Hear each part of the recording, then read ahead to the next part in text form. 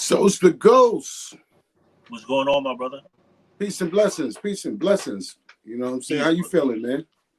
Good, brother. All What's right. going on with you? Everything good. We in the building. You know what I'm saying?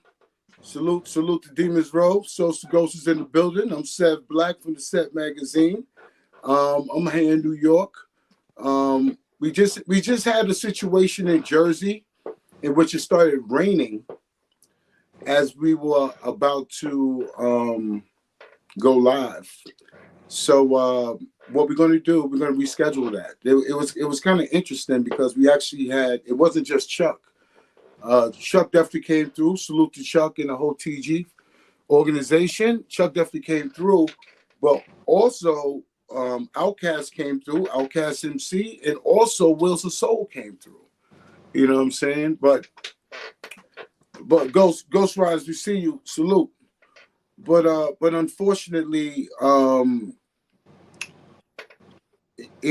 weather got crazy and a whole lot of other things as far as technical difficulties.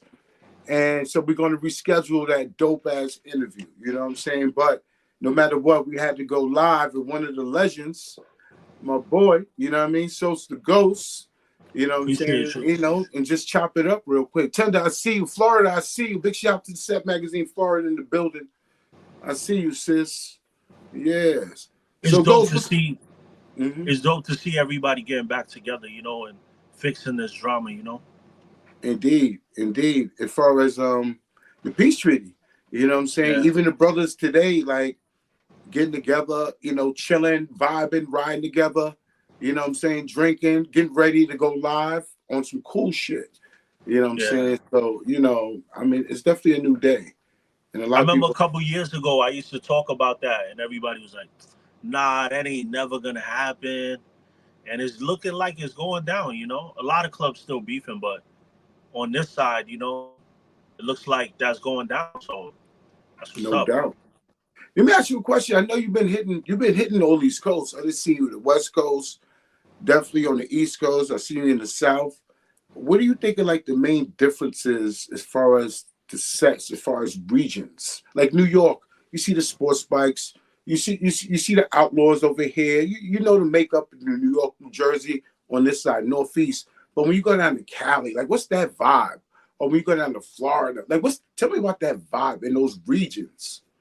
Is it The much vibe in different? Calif, the vibe in California is like, I love it, bro, because everything is like, it's all custom. Like it's yo, bro. I swear, dudes will have custom shades.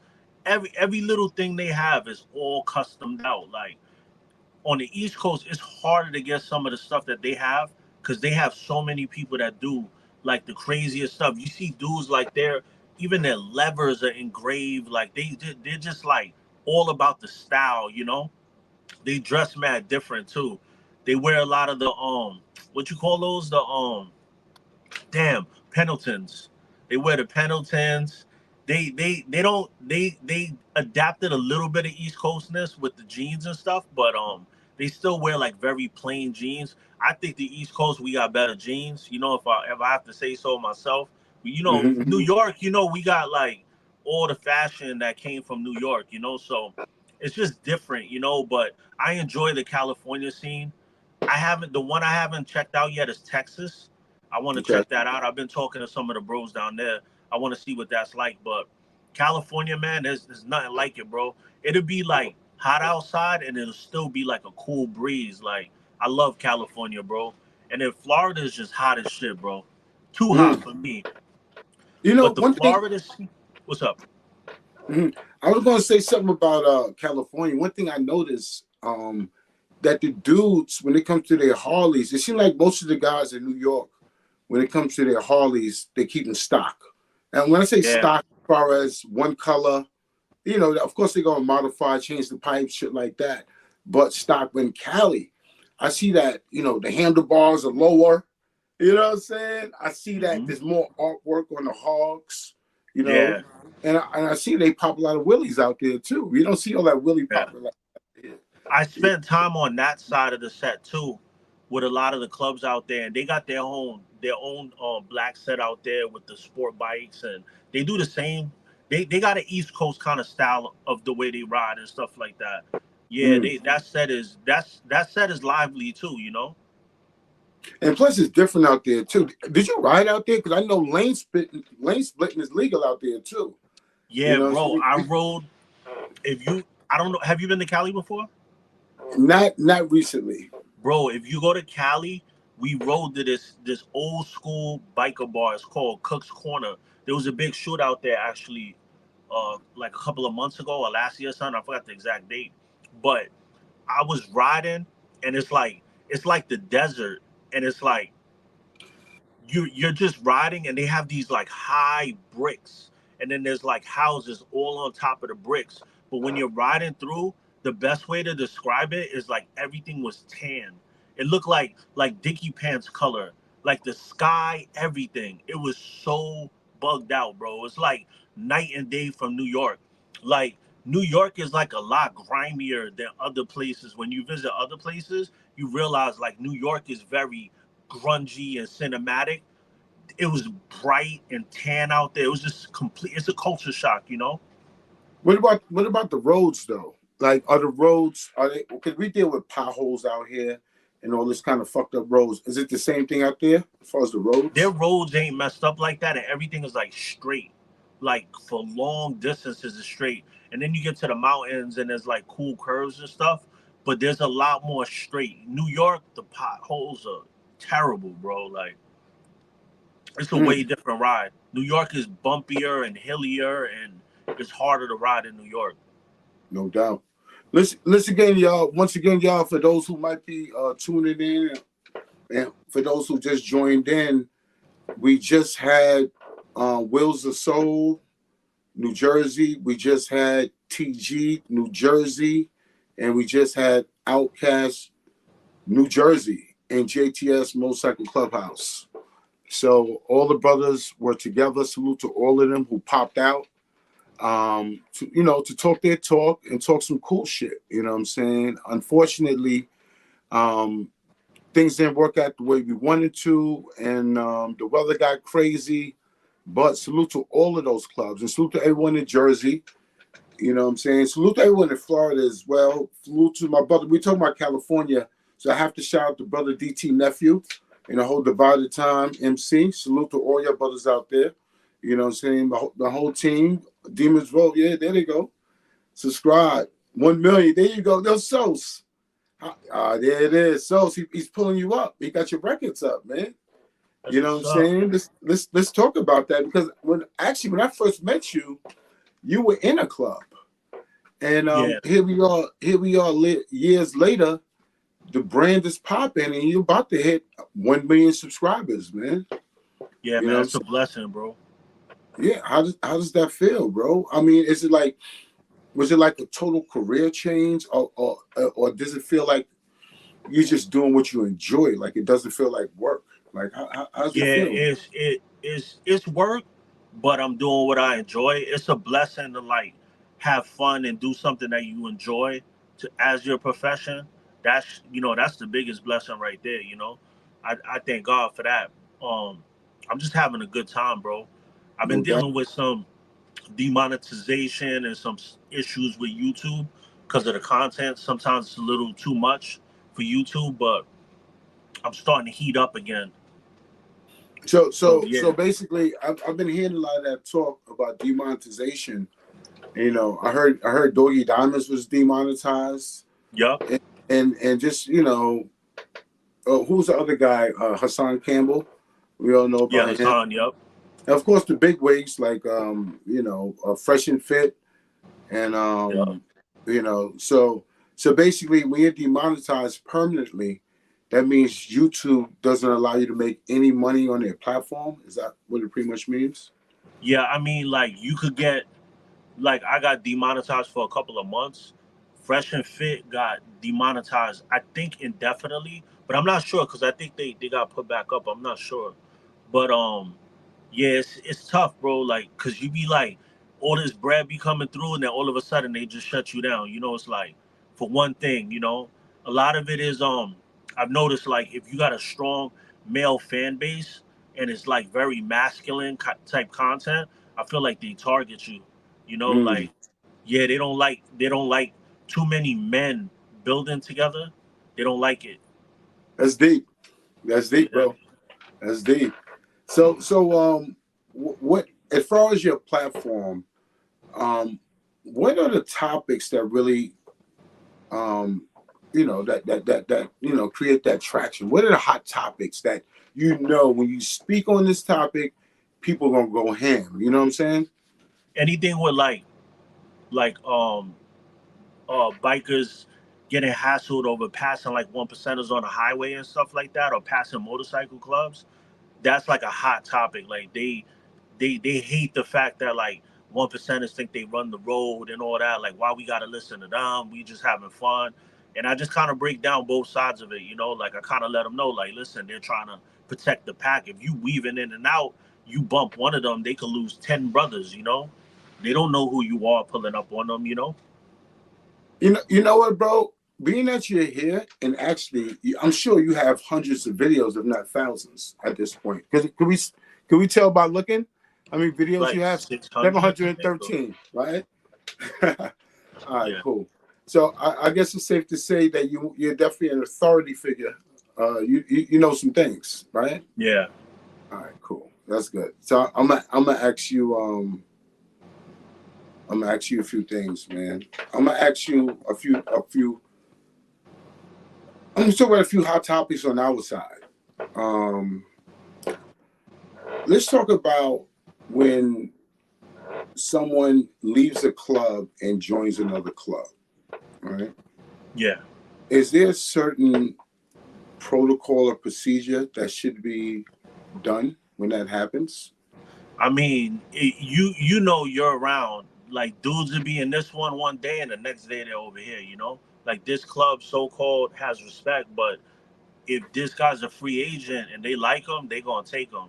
So the respect ain't really that much, you know. But usually you just wait it out or whatever, you know. But I see that's gone, you know. I know you see it, you know. Dudes would be in this when this, I swear to God, I'll have dudes that inbox me and then one club, right? Then one diamond club, and a couple months go by, I haven't seen it because my inbox is a swamp. And then I'll look and I'll see a message from them and they got a different cut on.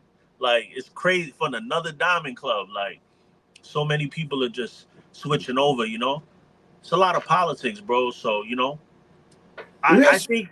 What do you think about it? Well. Hmm, I think that it depends on the market, how things are done. Yeah, I think that if you're in a small town, uh, that things are going to be done one way. You know what I'm saying? I think that if you're in a big market, such as Chicago, New York, Texas, Cali, some people slip through the cracks. Some people can stay over here. You know what I'm saying? It's just it's you can maneuver and weave around different things. You know what I'm saying? hmm Um, damn, man, something else I want to ask you too. Oh, let me ask you a question with this one. This was interesting about you too because you're actually familiar with both sides of the set. When I say hmm both sides, I'm talking about all sides. The yeah, white side, the white side, the hmm Spanish side, the black side. Right? yeah. So being that you're someone who's familiar with all sides, and I'm sure you keep up with all sides. Does each side actually pay attention what other sides are doing? Like for instance, or is it the regions? Like, do different sides interact differently? Like, for instance, in New York, right? Yeah, On the black side, right, which I've been on for 15 years, you really don't know what's going on the white side. You know what I'm yeah, saying? And it's nothing bad, it's nothing negative. You just don't know. Maybe because there's just so much to do on this side. Of course, yeah, there's certain people like you or certain clubs that may hit this party and hit that party over there. But that's not really common in New York. So I would yeah, say that in New York, and not in a negative way, no one really cares whatever that side is doing is over there and this side is doing over there. But is it like that all over the place as far as the different sides, just everyone's just doing their own thing? Yeah, like when I went to Cali, it was like the Mongos, Vagos, like this is their thing over here, and all their underclubs and everybody in that coalition are here. But then the black set is like Chosen Few, all of these over there, and a lot of the street bikes and stuff like that. It's like a little separate, you know. But trying to think, was it? Nah, it was separate. It really was separate. You know, they party differently. They go to different events. I'm sure they intermingle a little bit, but it's not a huge thing. It's very sectioned off in Cali. You know. Indeed, indeed, indeed. So listen, man. Here's my next question because I ain't gonna hold you up too tough. I'm still a little disappointed that we didn't get to do what we wanted to do, Yeah. but we still here, and we're gonna salute to everyone who tuned in. You know what I'm saying? Once again, big shout to Silk. You know, he was definitely the host. Our Jersey team was at his clubhouse, and he did open up the doors for us. So big shout to Silk as well. Hyenas, the whole brand and everything positive that he's doing in Jersey. You know what I'm saying? Once again, big shout to the brother Ghost, who was a member. I met you as a member of TR, right? So yeah, At I the met you. party in the Jersey, right? Yeah, you were a Yeah. you were a fully patched member. You know what I'm Yeah. saying? And then I remember when you started your journey, bro. You know what I'm saying? But now I know you passed at least 500,000 followers. Yeah. So does YouTube give you a plaque for that? How does it work? Do they call you? They Is there a YouTube party you go to? YouTube nah. YouTube gave me 100K plaque, so that's the silver play button, and the next one is gold. It's 1 million. It's a big jump, bro. Like from 100,000 to 1 million. But I got the silver plaque. I want that gold though. Do you think that obviously with someone who has those numbers, you know what I'm saying, you pretty much mastered the game, right? As far as for what you're doing, you know what I'm saying? Because people are tuned in, people are subscribing, and people ain't going nowhere. Yeah. Do you think that you can take this same formula and take it to another industry or genre? Like, could you pop off a hip hop artist, or could you pop off a country music singer? Yeah. Like Because you know how YouTube works and you know graphics and all that shit. yeah. You know what? I was just talking with a friend about this because I used to record in Harlem, and I'm very close with Math Hoffa. And me and Math were actually talking about doing his show years ago, but he just didn't have the moving pieces of how he wanted to do it.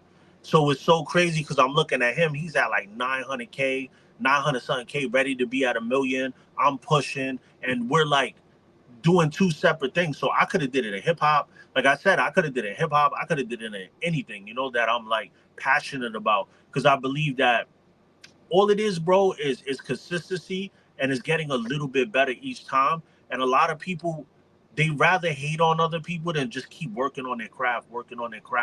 It's a certain if factor too, but I think if you work hard enough, you just get better. Little by little, you get better. Little things you tweak.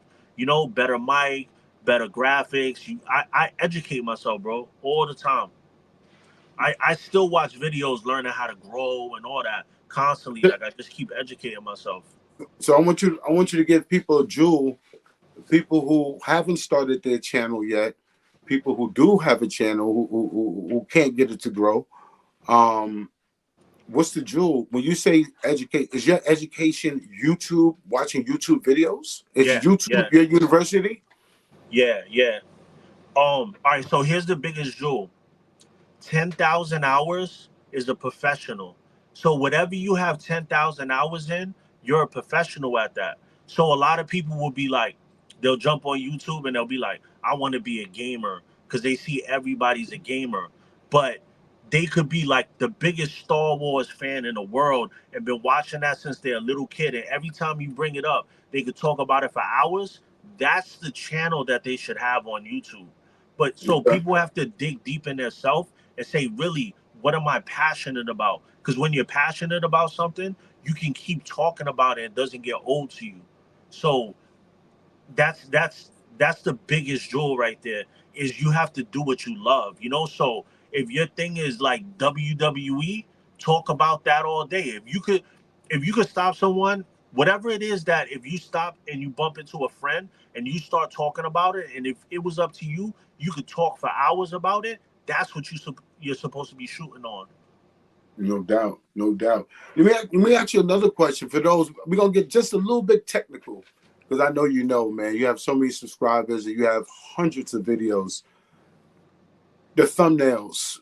Do you suggest someone do the thumbnails to the best of their ability through their phone, or do you suggest they just get it professionally done? Are the thumbnails that important to the So so YouTube? I say if you got a little, I mean, listen, Fiverr, the app Fiverr, they got people on there doing covers for like $30. So if you like straight trash, get them to do it. You know what I mean? And if you don't got no bread and you got time, just keep perfecting and watch. This is what I love about YouTube. It doesn't matter what you want to do. There's a million people teaching on YouTube how to do it. So if you want to do your own thumbnails because you don't got the bread, just watch all shows saying how to make a dope, a good thumbnail, and you will learn a lot of stuff. That's how I learn everything now, bro. I do research on everything. Everything I'm gonna do, I do research on it. I wish I was like that when I was younger, but YouTube wasn't around when we were younger, so we didn't have that at our access.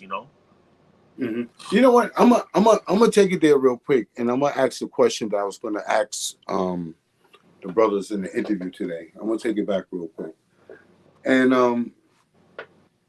correct me if I'm wrong, but I don't see a lot of young men, at least in this region, right, Northeast, joining outlaw clubs, like yearning, like 17, buying a Harley. Like, nah, I want the Harley. Fuck the sports bike. I want the Harley. I'm gonna ride with da da da da da. Is it more of a New York thing? And don't get me wrong. I'm not saying, I'm not talking about any organization in particular.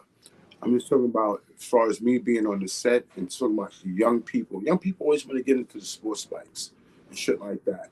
Yeah, Like, and one thing I respect about Cali that I love, especially in the Bay Area, that you see a lot of young dudes join those old clubs, get yeah, those Harleys in their early 20s and shit like that. Just shit off the rip and still rocking with the old timers. Like, it's so different. So what I'm asking you is, do you think that young people, I mean, when it comes to joining a 1%, not even 1%, an outlaw club or a really strong traditional club, why is it young people don't yearn to join those type of clubs? Or you think that people just need a certain level of maturity to be a part of something like that? yeah. I think it's a grown man's sport. I think Okay. in New York we're not exposed to it as much too. I mean, it's bigger now, but yo, bro, I did not see clubs till I was older, and the first club I saw was Rough Riders. I didn't Mm, see outlaw clubs. Like if you grew up in Coney Island and you seen the unknown bikers out there, then that would make you want to get down with them. But like, I don't know, growing up in the Bronx, I didn't see clubs. Did you see them growing up? Because in Cali, it's hot all year round. So there's dudes that don't have a car that have a bike. So it's different. I think it's because of that. Because it's hot all year round. New York is cold. So dudes is only riding for a certain amount of time. no doubt, no doubt. So someone just said something. He said the young feel like the sports bike have the speed. They don't know the power of that the right cruiser can have. Yes, you're Yeah. right about that, bro. And they want to Still stunt filthy. too, You're right about that. You're right about that, sis. Indeed. Shout out to the Ghost Riders MC too. Salute. Yes, Um, salute. They just had an anniversary party too, I believe. I think it's like last weekend. Salute to you, sis, and LA and the whole team. Salute to y'all. We've been friends with Ghost Riders and forever. Good people. You know what I'm saying? Yeah, damn, I what could was have that? sworn I seen them in. Are they on the West Coast too? I could have sworn I seen them at one of the parties out there. Maybe a I mistake. don't know. I don't know. Sis, let Yeah. us know if you're on the West Coast. As far as I know, the only club that I've seen on the West Coast that's in New York is besides like an outlaw club that's national. Yeah. It's still on the 99% side. It's like Still Horses. I haven't seen any other club from New York or what I'm saying, like 99% side. A New Well, York club. when I was in Temecula doing a video shoot, TG was out there. The TG Bros was out there. Yeah, TG, they're gonna be there. They like the national outlaw clubs, Wills, Yeah, TG. I think Um, Rough Riders out there too in Cali, right? no, you're right about that. Rough Riders Yeah, everywhere. you know, yeah, they you're everywhere. right about that. Salute the Rough Riders too. Salute the Rough Yeah, Riders. You know what I'm they broke saying? a lot of ground in New York. I didn't see clubs until I seen them. You said something too about growing up too, with outlaw clubs and stuff like that. I'm from Queens. I was born in Brooklyn, but raised in Queens, pretty much. And to me, um, I was definitely not exposed to a lot of motorcycle clubs in my part of Queens. But you did see the SUV clubs and the car clubs in those days. You saw them, right? And that's just, you see them here and there because in those days they used to wear their colors and their logos and stuff on the windshields. Yeah, Dudes had them, custom cars, loud systems. yeah, But one thing I could say about New York, Brooklyn, to me, is the foundation for the motorcycle club community. As far as the custom car clubs, as far as the old school cars, as far as the motorcycle clubs, tons of social clubs. At one point, the SUV clubs, there was tons of truck clubs. We talking yeah. about in the explorer and expedition days. You know what I'm saying? They were just there. There were a lot of SUV clubs. They're not. That's like a very New York thing. The trucks, like, Yeah. like people don't understand it because in Cali they got like these crazy ass low riders and all this stuff. We had like the trucks in New York. And Cali, let me ask you a question. Do the lowrider clubs mix with the biker clubs? Do they come to the same Um, parties? Do they like we just say an annual here in New York per se? You would get a social club, you would get a motorcycle club, of course. You may get an auto club that's here. yeah, Out yeah. there, do they or is everyone just separate? I feel like it's different scenes. I could be wrong about that, Okay. but the spots that I went to, I didn't see like the car clubs as much. They had the swap meets, the car clubs. I still haven't hit one of those. I'm dying to. They do that shit. They do it at like 7 in the morning, bro. I didn't know that. Like swap meets, they're like at like 7 in the morning. I ain't awake at that time. That's like a flea market, right? Yeah, but they have all cars all over the place, and it's doing all the bouncing the cars and all that. I want to see that. Well, listen, I'm gonna say this much, man. I know. I try not to get political. We're here for the recreation. We're here for fly shit. But I am going to ask you this question because I ask everyone who's visited Cali recently: Yeah. is the homeless crisis really that bad? My man told me that you can't even walk down the sidewalk. Is it really like that, or is the news making it seem like it's out of control? Yo, bro, I went to Skid Row when I was out there, and Skid Row reminded me of us in the '80s. Like it looked like how remember when everything like when they was burning down buildings in the Bronx and all that. Did Queens get hit with that too, with the burning buildings and all that? It was a lot of crack. The drug Crack era, houses. the crack, Yeah, the abandoned buildings. Like we talking about like the yeah, 80s, abandoned 90s shit. buildings. Hell Yeah. yeah. Old 42nd So Street, prostitution. It was wild. that's There's how more Skid violence Row too. is. Skid Yeah. Row, when I went there, my boy was nervous, and I'm looking, I'm like, oh, this is like the Bronx when I was a kid. Like this is Mm. New York. But when I was a kid, it's heavy out there, bro. Because the weather's nice out there, so I think they're migrating out there so they don't freeze to death in New York streets or something. You know what I mean? So they're like, yo, let's just walk there or something. You know what I mean? So basically, because I was saw some on YouTube, they were acting like there was people in like Beverly Hills and the rich neighborhoods camped out. Yeah, So you're saying it's yeah. really not that bad. It's only in the No, it Skid is. Row No, area. it is. No, it is, bro. Yo, it's so bad that in like San Francisco, you got people that have jobs and are not like just homeless drug addicts, and they live in sewers, bro. Like they have like their little apartments set up in sewers, bro.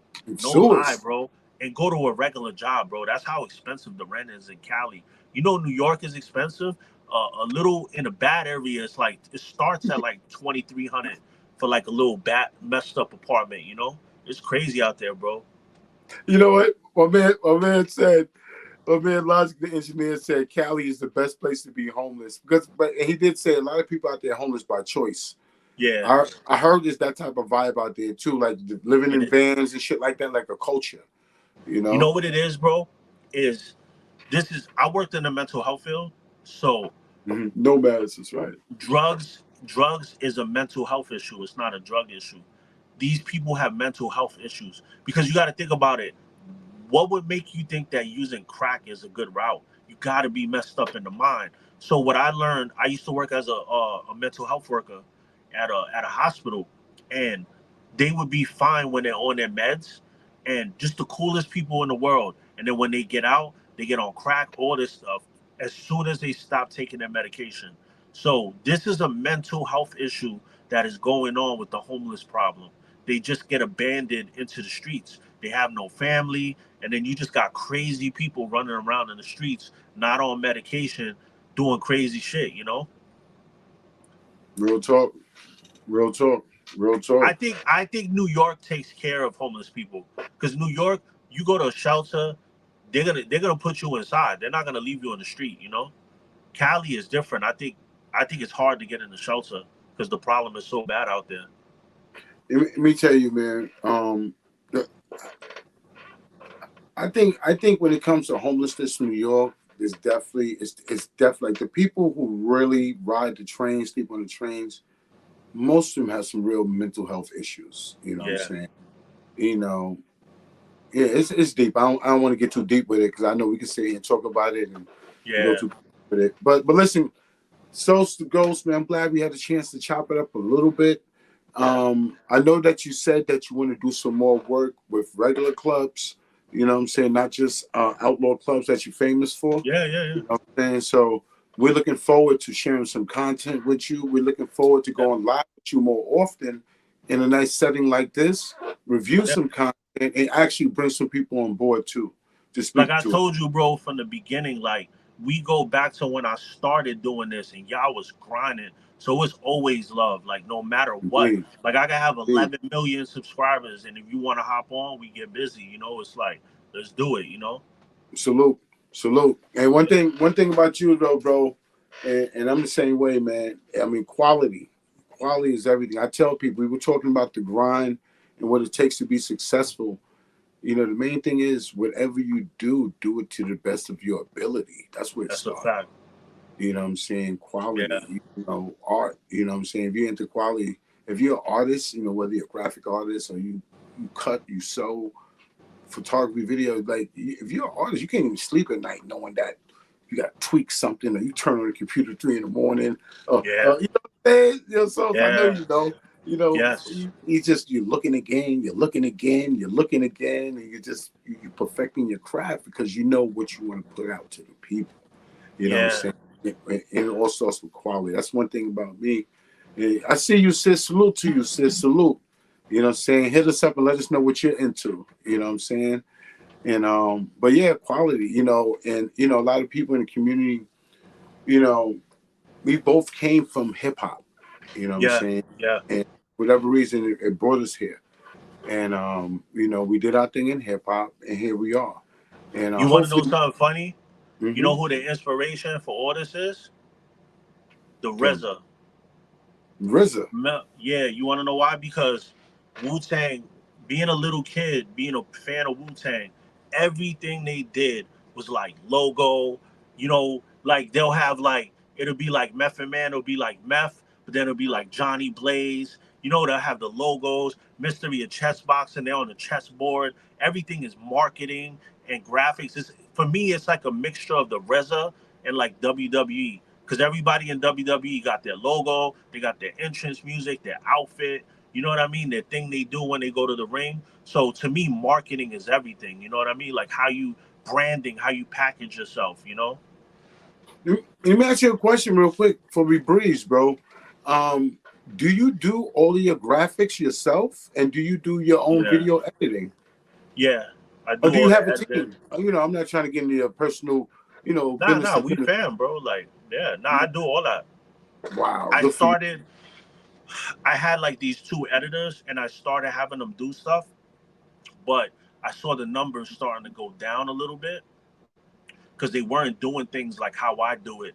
So I started taking it over again. I'm trying to be more of a boss than a creative, but it's hard when you're creative because you like want your hands on everything. So I think that that's something that I have to let go of to hit that next level. Like I gotta learn to like allocate. I'm always trying to like make it better and better. So when they get stagnant and I don't like the way it is, I like take it away from them and like do it myself. Do you feel that, a lot of times as you grow, you need help? Yeah. Are you still? I mean, are you at that point now that you rather someone wants to deal with you, you rather let them talk to someone? I mean, or do you? Because you have to limit your access. You got so many different people, bro. How do you monitor all your damn comments? I mean, I'm thinking that's a full-time job, Yeah, just it is. looking at the comments and responding. So, Yeah. do you at this point, do you have someone that helps you with that, with the comments, responding to Nah. comments? You do all the stuff yourself? It's all me. Yeah. This is what I do. Like, there's so many comments on YouTube that I don't like IG or TikTok. I don't even see what people say because I look at it like this. This is my business. These people are supporting my business. So who am I to be Hollywood and just them showing me love and I'm gonna sit there and not reply to them? You know what I'm saying? Like I can't do that shit. Like it just would feel like my blessings would go away if I thought like that. At a certain point it becomes too much, but I at least on the first day that I drop a video, just respond to everybody. No doubt, no doubt. Do you it's crazy. I remember one thing with the internet is you definitely can't please everyone. Nah, definitely not. Um, I remember I had drama when I was doing like some hip hop stuff, and I was doing dog stuff, and I did some dog stuff. It wasn't any dogs biting each other or fighting each other. It was just vicious dogs. You know what I'm saying? Some people got friendly dogs, some people got mean dogs, some people got guard dogs, some people got cop dogs. But Yeah. some people, when it comes to those pets, don't talk about those pets. Because some people got crazy. It's crazy. I actually, from one of my DVD websites, I even got a letter from the Humane Society. You know what I'm Wow. saying? This is years ago, bro, in the hip hop DVD days. You know what I'm saying? I actually talked to them over the phone and all this other stuff. But I had a lot of drama. YouTube blocked, they blacklisted me. I guess shadow banned me or whatever. I had some video of 500,000. I'm talking about back in 15 years old. You know what I'm saying? Wow. Just the content. And then again, if you got a backpacker back there, somebody who's working from home, who's 19 years old with a bachelor's, and oh, I don't like this. Oh, look at this. And then Yeah. you might got you may have people in Pakistan dead in your videos. You know what I'm saying? I had a dude who was overseas in Pakistan telling me that on Google how my business wasn't valid. I'm like, what? So I got a dude from Pakistan telling me that my business is not valid in my country. But it gets like that. You know what I'm saying? Yeah. But Yo, I'm gonna tell you something about the internet. yeah. Sometimes it be bots, bro. So if you can't be arguing with like comments, like sometimes I get annoyed too, but sometimes you'll find out that it's bots. It's not even human beings, bro. Somebody will bot your channel with like negative comments or whatever because they're a hater because you winning. And if you arguing, you might be arguing with AI, bro. Wow. Word It's to up. that point now? Yeah, it's like that right now, bro. It's a lot of bots. When Elon went to Twitter, he deleted like thousands of bots because a lot of people arguing with people, it was bots. It wasn't even human beings they were arguing with. So that's why I kind of look at it like it could be a hater from the past, but sometimes it's bots. Like Mm. sometimes people just have bots out there. It's weird, bro. Weird shit, bro. So listen, man, who is wow, Sissy Bots. Wow. The bro Logic, he's a professional he's an engineer. He's a visual engineer. He's a master of streaming, live streaming. He has several brands that he streams for professionally. Schools as well. You know what I'm saying? So definitely hit him up. Bro, feel free to drop your contact on the stream as well. Let people know who you are. Ghost, let me ask you a question. Do you do graphic arts and video for private customers? Are you available if someone needs some help? I'm too swamped out with Demons Row, bro. I used to shoot videos for the Coke Boys back in the days. Okay. A lot of people don't know that, but yeah, I used to shoot videos for other people back in the days, but I'm just too busy right now with Demons Row, bro. I'm like trying to stay afloat with Demons Row. I got my solo project Ghost of Valley that I haven't even dropped yet because I'm so busy with Demons Row. I'm gonna Can drop we that see on that? Ghost of Ghost. Huh? Can we see that artwork real quick? You slide over a little bit. Let me see that. So, so that let me see the bottom. So, oh, okay. Ghost of. Yeah, that's the That's, name. Like you see the mask that I sell? yeah. I call it the Ghost of Ellie mask, and it's the same face as the character here. So that's actually me with a bandana on, like when I'm riding on my bike. Mm-hmm. That's lit, bro. So all Yeah, them graphics, and that's this is all. the actual picture of me, and then I just got it animated, and then I put like a Incredible Hulk style body, and just Yeah. like morphed it into my own character, and I named him Ghost of Ellie. So I just named the project Ghost of Ellie. I got an 8-track EP that I've had done for a while, but I just gotta finish the videos and stuff. When it comes to hip hop, it's harder because you need more people. Pause. You need more people to like do the videos and stuff like that. So listen, man. Um, what's your step outside of bike shit? Where you going with it, bro? So What's next you said, what's the next steps? outside of motorcycle stuff? I Are want you to talking do. another industry, another entertainment industry? I've been talking with a couple of people. I've been wanting to do a podcast for a while, like an Okay. actual podcast, not like a YouTube show. A lot of people call a YouTube show a podcast. I mean like a Studio. Apple, yeah, like a audio, like Joe Rogan. He Mm. puts his video up, but he's on Spotify. That's his main landing spot, you know. I was thinking about doing that, but broader topics, so I could get off the biker stuff a little bit because I do want to round myself out more. But my plan is to do this music, and then I'm gonna start doing comic books with this character. I want to start getting into that world, and then I want to start doing film. I want to start short with like, you ever watch like Big Jaw? Mm-mm. He's a comedian. They do a lot of funny skits on YouTube. So I want to start with like short films, and then get to bigger movies and stuff like that eventually. So I've said since the beginning, my whole game plan is I want to be like excuse me, I want to be like the Rob Zombie of biker shit. Like Rob Zombie is like all horror. He got the horror movies. He does the horror type music. So that's what I want to do. I want to do the music, the movies, the YouTube, all that stuff. I wanna remain YouTube first though. When I do the music and stuff like that, I'm not gonna just go into that realm and then just be like, forget it. I'm not doing YouTube no more. I'm gonna just do music. Like I want to be different, from everybody else. Like some people still do it. Like KSI does that. KSI does music, but he still has a show. He keeps the show going and stuff like that. But yeah, I just want to keep evolving, and like you said, I want to be more than just one thing. I want to. I'm doing this for legacy. That's why I'm doing this. So that's Uh, that's that's my main goal. do you feel like you're more of the Vlad TV of the bike world at this point, Vlad. as far as Um, content wise?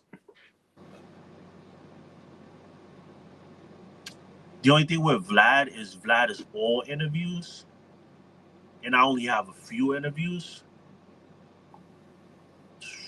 That's a hard Okay, one. I would because they say, both have. do you know End of Sentence? You know 1090 Jake? Yes, I heard of Like him. I think I would compare him more to something like that, because he does all like crime and gangbang and stuff. I do biker stuff. I would say more like that because he's like a solo act, and I think Vlad is more off camera. You know what I mean? So it's hard, to Let me pause. It's hard to like really say, but I understand what you're saying. I think I need more interviews to be like that though. let me ask you a question, bro. Being that you have so many followers, bro, and you speak on some really highly sensitive topics, have you ever had drama? Have you ever had a stalker who actually tried to run up on you, or just a crazy motherfucker? Nah, I had words with I had a time where I had words with 81 over my former club when I was at Myrtle Beach. Mm. But it was because of them, and I wasn't in the club at that time. And I had words with I've had words with other one other club that I'm really close with, so I don't want to put them on blast, but they're up there for California. And in the beginning, I had some words with them, and besides that, it's been bro nothing but love. Like comments, you'll get like people that troll and stuff like that, but like in real life, like yo, bro, it's crazy because like I'll go somewhere far away. Like I'll be in Las Vegas and I'll like meet somebody and then like I'll meet somebody from a club. They'll come up to me and be like, yo, I fuck with the show, blah, blah, blah. And it's like they almost play security for me. Like they kind of like know that I'm not from there. So it's like it's a love in the culture it's amazing, bro. Like and that's happened to me so many times where I just go somewhere dolo and I got dudes like watching out for me. Cali was like that too, you know. Like it's an amazing it's an amazing feeling, you know, because when I do stuff, I'm defending the clubs, you know. I'm not on there like there's other channels that'll be like, you know, he's a piece of shit, he did this and that. I don't do that, you know. I spin it, you know. Like I kind of talk about topics where where they're showing the clubs in a negative light, but they're like exaggerating it. You know what I mean? So that's how I mostly touch on topics. If the club is just dead wrong, I usually don't talk about it. Like I've talked about a lot of topics with the pagans where they got put out there in a certain light, and I expose that it's like they what the government will do is they'll catch one brother doing something and he's in a network with a whole bunch of other people. They'll take his cut, put it up there, and make it look like the whole club is like a network. You know what I mean? So I've been exposing a lot of that type of stuff where the government just tries to use clubs as a sexy showpiece on the news. You know what I mean? It's not what people think it is. You know, because I know the people that are involved with the situation. You know, What's and your? Go ahead, bro. I'm what you sorry. just said. No, and I was gonna say like a lot of the stuff I talk about is actually the club reaching out to me like, look, this, and that. Don't say we told you this, but you know, this, and that. This is what really happened, you know. So that's a lot of what goes on. Let me ask you a question, bro. Law enforcement in clubs, and I'm not talking about a biker who wears his patch on his vest. I'm not talking about um a LE club that's open LE club, law enforcement club. I'm talking about a biker who may be a cop or corrections officer and no one knows. Um, do you look at that? Is it common, or or do you look at that as being deceitful in any way? I did. I know people right now in some of the clubs that people respect that are COs. You know what I mean? Now, actual police officers, I think that like people will be ex cops and be in clubs and stuff like that. But there's a lot of clubs that are outlaws and they have COs in the club, you know, that I know for a fact right now are presently COs still and they're in these clubs, you know. I don't know, man. Are I you always saying thought that the is CO was common? different. Yeah, it is common actually. Okay. I always thought the CO thing was kind of weird because they're not like a police officer. They don't have arrest capabilities and stuff like that. But you know, supposedly they're law enforcement too, you know, so it's supposed to be the same with them. Police is a little different, you know. People are on the down low with that. But I had this dude doing all these videos talking bad about me, and one of the big clubs sent me his paperwork. He was a police officer, and they're putting up videos. So and so 1%er said this about Sose the Ghost, and I'm like, this dude's a cop. You know, it's a crazy world we live in, bro. So let me ask you a question. And not to dig too deep.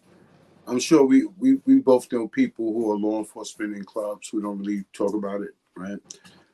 Does that make you feel uncomfortable, or is that just normal at this point, or is that something that people should be alarmed about? Do you think? Let me ask you a question. Let me give you a scenario. If you go to a clubhouse, Yeah. at this point, should you expect certain people to be law enforcement? Is it just that common, or is it like kind of You rare? say in any club or in outlaw clubs? Uh, I guess at this point it doesn't. Well, I guess 99% club it would be common. It wouldn't be, Yeah, looked at as anything. Like okay, cool, that's what you do. yeah, I would say as far as maybe outlaw clubs having law enforcement being members, is that yeah. something to be expected, or is that something rare? Damn, that's a good question. I would say it's the type of thing where it's like they're in a lot of clubs, but like it's not just said out in the open like that, you know? Okay, Like it's not a known thing to everybody, you basically know? it's, Some it's people, club, basically it's club business, pretty much. yeah, Okay, interesting. Okay, yeah, interesting. Okay, what's up, sis? Now, I wish we could pull you up on the stream, sis. She going in. if they were me out there, they would be just as much trouble as me. Yeah, if you in a club and you put in any kind of work, you better be nervous if they're in your club because they'll turn around and cuff your ass. But I You don't know, know. Are they gonna? Is it like the mafia where like they got the police officers that look out for the bros or whatever? I don't know. see, that's the thing too. See, that's the thing too. Some people is different, perspectives when it comes to that. Some people could look at it as a negative. Oh, it's not right. What are you doing? Da da da. Some bullshit. But of course, to the club that person is with, he can be an asset in certain situations and keep certain people out of the pen. You know what I'm saying, or whatever. So I don't know.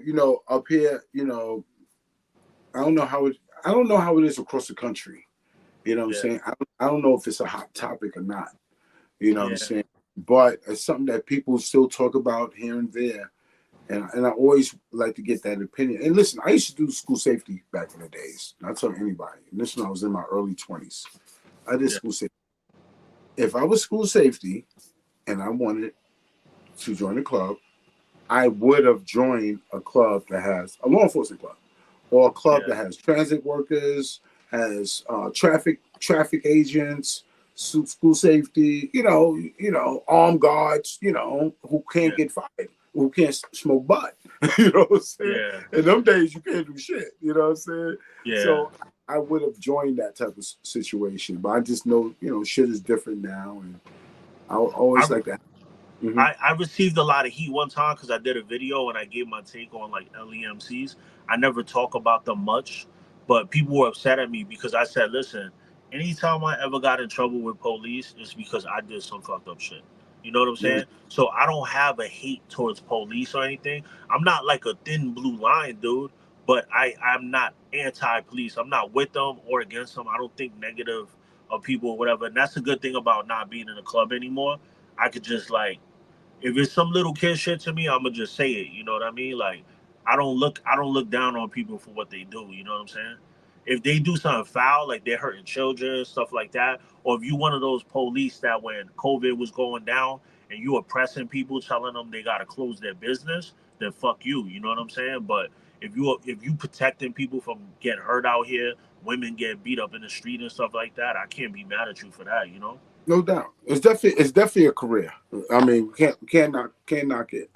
You know what I'm saying? It's definitely a career for those who join to go to the military and operate with the military, or join, police force, corrections officer, or state troop, whatever the hell. That's what they choose to do. And not for nothing, those jobs do have some crazy ass pensions. I know some Yeah. dudes retiring in their early 40s, like straight. Like I'm like, wow. But that's I because know, they I know chose to go dudes there. that got denied from outlaw clubs that were military police, and it's like, wait, you're in the military. How was that a disqualification? But they're saying they were police in the military. So I don't know. Some clubs are strict, you know. That's an interesting perspective, though, bro. I never thought Yeah, about that. yeah. Like I kind of felt like, how could you hold it against a military member? They're fighting for the country, you know. So, but they was like, that's a stipulation because they're military police. So So yeah, listen, while I got you here, man, we could talk about some of your favorites, man. Give me your favorite interview from a New York City biker, because I'm here with the Set Magazine New York. So give me someone from our area, your favorite interview that you've done, and you really learned a lot, and you really felt that dude's energy or vibe, or whatever. No homo, just on some cool shit. You're like, oh shit, this shit went down real well. Um, man, that's hard because Cliff from Red Rum MC, man, I love Cliff, man. He's just a solid OG, man. I learned a lot from him. He's the one who got me the Jason Momoa interview. Like that Mm. was big for me, you know. Like Jason Momoa is somebody that a lot of people love. So yeah, I would say Cliff, man. I learned a lot of things from him about culture and stuff like that, you know. You have a runner up? Give us one more, man.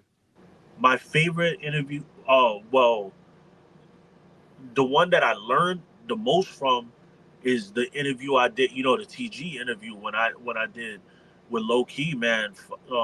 Tayshawn, he dropped a lot of bombs on there, bro. Like he was, I learned a lot in that interview. Like little things he was saying, like perspectives. I was like, and I know him from the street. Like he's really like that.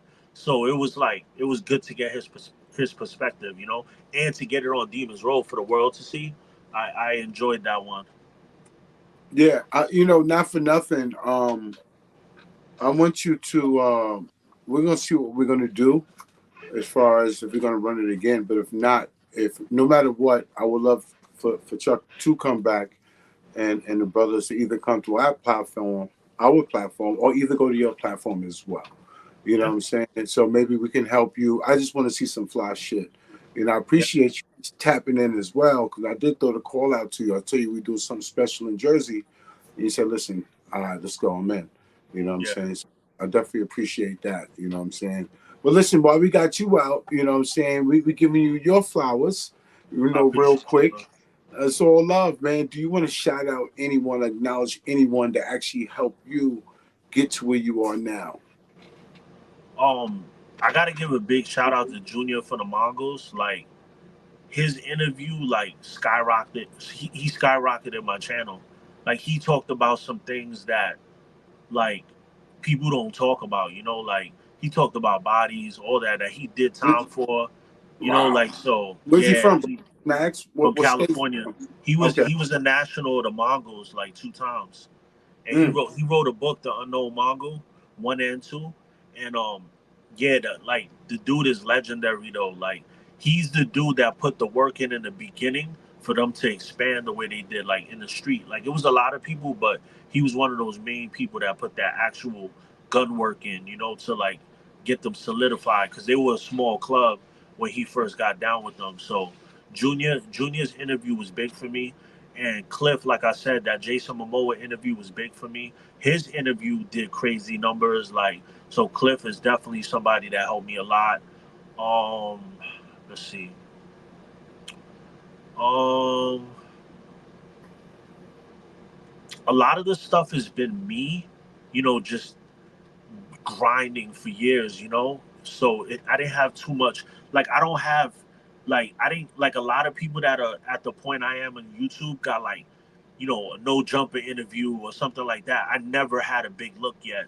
So, you know, it's been a lot of just working, you know, to get bigger. It wasn't too many like people gave me looks on their channels. And it's funny because um coming up, people weren't showing me love like that. Insane Throttle, when I was like at 8K, he had like 20 something K, and he interviewed me in the beginning, so he helped me. And He but was going to interview me too. I got to shout him out. I wasn't ready for him, but he did say, hey, let's do something. He was cool. yeah, and yeah, I we had our issues after that, but it was a lot of they wanted to do like a YouTube back and forth beef, and I just really wasn't for it. You know what I mean? Like I didn't want to be doing videos about people because when I do videos, I try to do what they call evergreen videos where you can watch it 10 years from now and it's still relevant because it's not like current events that just happened. You got to do that too. I try to sprinkle in a little bit, but I try to do evergreen content, which is just like 8 reasons why so and so and so and so, or just teaching people stuff, you know. So it because that's how you build a catalog and really make bread. You know what I'm saying? So I try to do that. And yeah, I didn't get too much help though with the YouTube. Like it's been my fucking I gotta shout my tripod out. The tripod has You had my heard? back all the way through this. Yeah, like So look, tripod, man. for those who are watching you and just and appreciating, you know what I'm saying, you talking your shit right now. For those who want to, because I'm going to assume that you were self-taught. You didn't go to school for multimedia stuff, right? Nah, I never went to school. Okay, cool. I would So, shoot trash ass hip hop videos, trash, and then so, I just so got listen. better and better. So for those who want to get started in any whatever they're doing, but they want to do it just as professional as you, what's the go-to app or program? Should they master Premiere Pro? Should Yeah, they master Photoshop? Or should they just spend bread and let someone else do it? Like, what's the go-to? Like you know what? You need to learn this. You can save a lot of money. I use Premiere Pro, Adobe Premiere Pro, but CapCut is monstrous, bro. Like For real? now I'm taking Adobe because I know how to chop clean in it, and then I take it over to CapCut and do the word spinning, and it's fire. You know, CapCut got so much effects and stuff, image stabilization, and all this stuff that you got to buy Oh, expensive plugins from Adobe Premiere. Um, yeah, CapCut I think is the one. If I was starting out and I was somebody that wanted to start YouTube and I didn't have production, I would do YouTube Shorts because they're so scared of TikTok right now that they're pushing Shorts. So you could be nobody and get and pop on Shorts and get your name up, get a couple thousand subs, and then you start getting a good camera and start going long form. And now they have YouTube Shorts live, so you could just have a good Apple phone, make a dope cover, and just go live. You know what I mean? And get the super chats and all that. You know, I've been staying away from the live because I'm trying to get better production. I'm trying to get film level, you know. So I'm trying every day. I'm trying to get better and better. But yeah, that's my suggestion to people if they're just starting out. And the most important thing, bro, is consistency. People just quit. Everybody like it's like a new toy to them, and then they quit. If you just keep doing it, you're gonna get better at it, bro. It's yeah. consistency. All work pays But off. but but there are people that have been doing it for a long time and their quality is the same. So if you're not getting a little bit better each time, you're gonna be doing the same shit. You know, I don't know how people could do the same thing forever and not get better at it. But I see a couple of people that been doing shit for a long time and they're like still struggling and still I, not like doing better, you know? I think a lot of people don't sacrifice in what they love. You Yeah. you have you have to like someone for example Sub Zero, right? I met Sub Zero when I had a hip hop DVD website, but I never bought my stuff from the bootleggers. I bought stuff straight from the people. I bought my Yeah. shit from you know, the Smacks, the Sub Zeros, the Cocaine Cities, all that shit. I used to go up to Big Apple up there in the Bronx. What's the guy's name? Eric. It was a big distributor. He did all the hip hop stuff. So, Oh, but you so talking about D? You used to go to D? it was in Dirty? the. I think You it used to go was to in the. Dirty? His name was Eric. It was a white dude. You know, Oh, you should white go. dude. Yeah, because my boy Dirty was doing all the distributing for the Bronx, and then other people started doing it. That was his idea too, Mm, doing the distributing. Yeah, yeah. Now the scribbler was a good look. Sub I used to get my stuff fixed from him. I used to go to Harlem and buy the shit from him. When I used to get my mixtapes when my record shop, I used to go to DJ Austin. He used to bring the shit to me. yeah. Stamp, you know, professional. I had some other people with Feds and certain magazines, but a lot of stuff I just went straight to the Bronx because the Bronx had the wholesalers. Like You Sub, remember the mixtape days when you would like go to Fordham and every on the floor you see mixtapes here, mixtapes. I miss those days, bro. Miss those days, that bro. was a big era, man. That was a Yeah, big era when the DJs really mattered, man. I You know know. what I'm saying? Someone like Clue was breaking artists on those mixtapes, like he's breaking artists like on the radio. I think You know, K Slay was showing more love to the streets though. K Slay played me on like two of his mixtapes back in the days. now Case Slade. One thing about him, you know, he definitely perfected whatever he was doing. You Oh, know, yo, Ja Logic said, remember the Africans on Canal? hell yeah, That hell yo, yeah. bro, they used to K Slay used to tell us that if he gives his tape to one, that they would make a phone call and tell the other spots, yo, I got the KSA shit, I'll give it to you. And they would try to press it up. So he would have to have different people hitting different spots of Canal at the same time that was part of his team. They was devious down there, bro. Hell yeah. That's how Hell, Hookah got big, because he was related to a lot of them down there. hell yeah, bro. That whole era, that was a dope ass era, man. That was a fun era, bro. From the 90s to the 2000s, like, Yeah. it's just different. You know, the talent was there, the grind was different. It was just, You beautiful. remember everybody, if you sounded like somebody, they were like, yo, you whack. I remember Drag On is a monster. I remember when he first came out, they would say, oh, he sounds so much like Cameron, Dub. You know what I mean? He earned his spot, though, after that. But, like, if you sounded like anyone, they were just like, yo, you trash. Like, you had to be original back in the days. Hell yeah, bro. Man, shit just changed, man. The media, just the media, the CDs, the tapes to the CDs to the streaming. We just old enough to see everything just enough from the records. Now, hold on to that. What was shit's called? The 8-tracks? The big ass cassettes? It was the 8-track players, right? 8-tracks, yeah. 8-tracks, then 45s to the vinyl, to the cassettes, to the CDs, and now we streaming. But I think the streaming part is the worst because the artist, it's not the same, bros. I mean, that stream shit, for those who are great, but it's just not the same. Those products, people buying those products and you actually, being able to count where your money's going, it's just different now, bro. Yo, bro, I remember getting the purple tape. Remember Raekwon shit? Bro, these kids today will never experience that feeling, bro. They could just click on YouTube, boom, all right, yeah, this shit cool, go to the next joint. We used to have to wait for the radio to play some shit at like 1 a.m. and record that. You know what I'm saying? You don't catch it on time, you only got part of the song. Somebody walking around, they got some new Biggie, and you're like, yo, what the fuck is that? Like, whoa, you know what I'm saying? Like, yeah, bro, they never will feel that, experience that, You're telling your age, man. You're talking about some new Biggie. You're taking it back. Yo, bro. You're taking it back some decades, bro. Yeah, man. I remember my boy Black was walking with that 9-5, get live as we proceed. Like when it first came out, nobody heard it yet. I was like, yo, what the fuck is that? Hell yeah. I just seen some shit on. I'm not sure if you've seen that clip on Instagram, but they had that old clip when Nas turning up doing that Queensbridge shit, that Braveheart shit. Oh my god, that shit was lit. Braveheart. You know what I'm saying? Those are good days. QB was different. Everything was lit. I remember going to the Muse. I remember days going to the Muse and you used to see dudes perform. Everybody's still coming up, but that's when Onyx was coming up and everybody was on the Jeff Dan wave. Remember the Afros and all these dudes? Remember all that James stuff?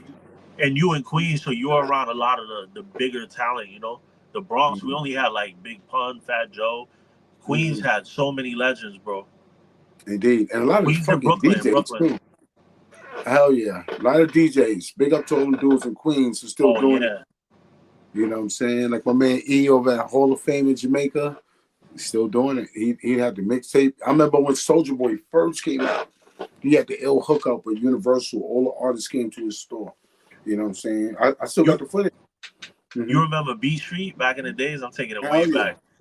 I remember going to B Street when I was a little kid, and I seen Biz Markie, and he like, he was like a giant, bro. And he was like, hey, and he like rubbed my head. I'm like, he was like a giant, bro. I don't know how tall Biz Markie was, but when I was a kid, he looked like he was like 7 feet tall, bro. He probably like the legit. You know who's tall like that? You ever met the Reza? No. The Reza's a giant, bro. I think he's like 6'7", bro. Oh, word. He's like a basketball player, bro. Never knew that shit. Yeah, the Reza's tall as hell, bro. He had a studio right across the street from the Copacabana. Yeah, man. Yeah, that's fun. Memory lane right here. Your Logic, man. Listen, the next time we're gonna bring you in the stream, man. You heard? Because you dropping some tools, man. Fat Beats. I remember Fat Beats. Oh yeah. But listen, Sose, man. We're gonna wrap this up, but it was a pleasure talking to you, man, and getting to know more about you and where you started. You know what I'm saying? And we're gonna spin this content You know what I'm saying? Make sure people get to hear more about you, because you've been interviewing everyone. You know what Yeah, I'm saying? But we have to give you your flyers and acknowledge you. You know what I'm saying? From for the level that you are right now, we know you're still growing. And the jewels definitely. that you actually gave people too. You know, people appreciate that. A lot of people don't know when to start. You know, Yeah, a lot of apps and programs like me. I'm good at photography, video. Some other people's are better at graphics. Some other people's are better at video editing. So yeah, what we do, we all work together. You know, so you yeah, need this done, boom. Or what? You know, we're not going to pay the retail price. We're going to pay the homeboy price. But everyone's a professional at what they do. You know what I'm saying? yeah. So, you know, salute, man. Salute to you. Definitely, man. I appreciate it. It's been a long time coming. We've been talking about it for years. And mind you, we're being spontaneous and all that shit right now, but more good content will come after today. You know what I'm saying? Definitely. Salute to our brother Logic, working the boards. You know what I'm saying? Keeping the stream looking nice and clean. You know Yeah, what I'm saying? And we're going to keep it professional going forward. We might have to bring Ghost Riders up here next. You know what I'm saying? We appreciate the fact that y'all guys are just tuning in. So this is something we want to do with the set. Hopefully you could pop in, but it won't be as long as we are now. But hopefully once a month you pop in a little half an hour, 45, yeah. whatever, just to, be a part of the conversation. You know what I'm saying? If you As we want to try. do like some fly sit down collabo shit for my channel, we could come and do it. Like sit down and me and you could work together, or we could get a group of people and we get some topics and do some content push out on my end. You know what I mean? Just do it, bro. Definitely. I Yeah, love I it. told you we locked in, bro.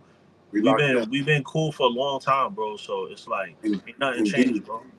Indeed. Salute, man. Once again, we're Salute. going to see you. You passed 500,000 subs. We're going to Appreciate it. party when you hit that 100, no, that 1 million subs. You Yeah, feel hell me? yeah.